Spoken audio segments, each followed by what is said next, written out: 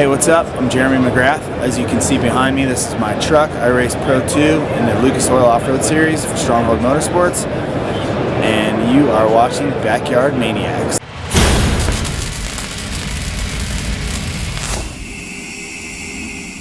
And I just got done doing a signing at Magnaflow Exhaust, and we're just kind of out here representing our truck team, Stronghold Motorsports, and got a race this weekend at the Speedway in Vegas. So kind of seemed to coincides with what we're doing this weekend, and just checking out some people and talking to some sponsors. What's your plan for the race? My plan's to go win. That'd be good. That's a good plan. It starts tomorrow. Tomorrow's practice qualifying, and we had a couple good tests between the last race and this race, so I'm excited to get the truck tomorrow. Do you have a formula that creates the win?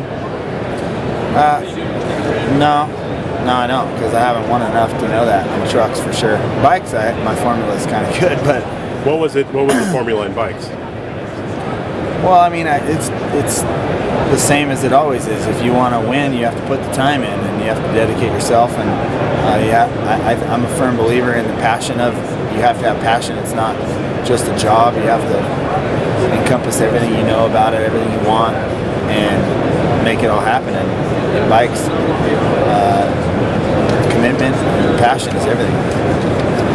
So, you believe that you basically have to invest all of yourself in that area? Yeah. So, racing-wise, with trucks, where do you see yourself in that formula? Is it just? No, I mean, I see myself, the formula in trucks, I'm 3/4 of the way there. The problem and the hard part with trucks is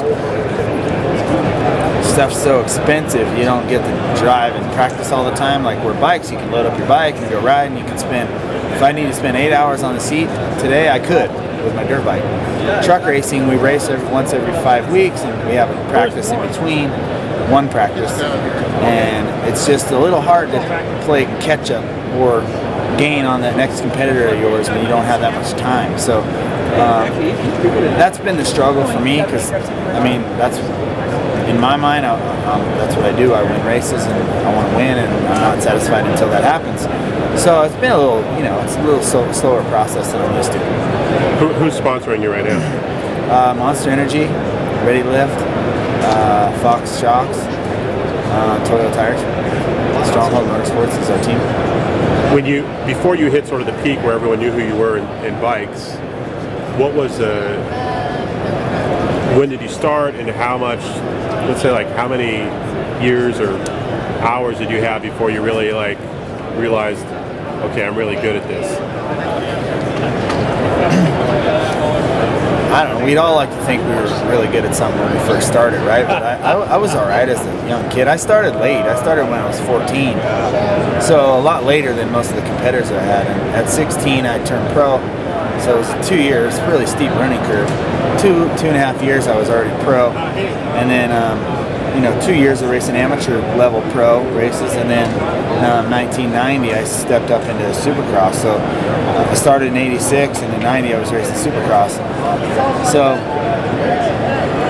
but that's not to say that I thought I was the greatest at that point. It was a struggle, and when I first turned pro, I was working at Vaughn's bagging groceries just to make ends meet for me as a kid, and it was hard to be a professional racer and be working. So was your focus totally in bikes, and you were just working to support that? Yeah, I mean, my parents didn't have any money, and they could support me to a certain level, but it was pretty expensive, and I was trying to do what I could. But with my head, I knew where I was going. It just took time. What was the vision you had before you actually got there?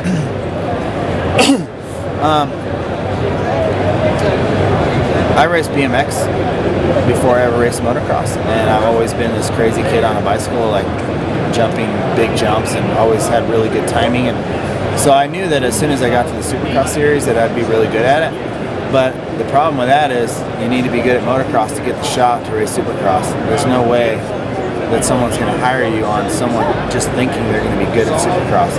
So I was trying to learn how to race motocross and figure out how to be really good at that, in which I did, and that gave me the shot to ride for Team Honda. Then Supercross, I just excelled. I just believed it. I knew I was going to be good at it, and I was confident. So when you were doing BMX, were you envisioning the success in motocross and supercross? No, I wasn't.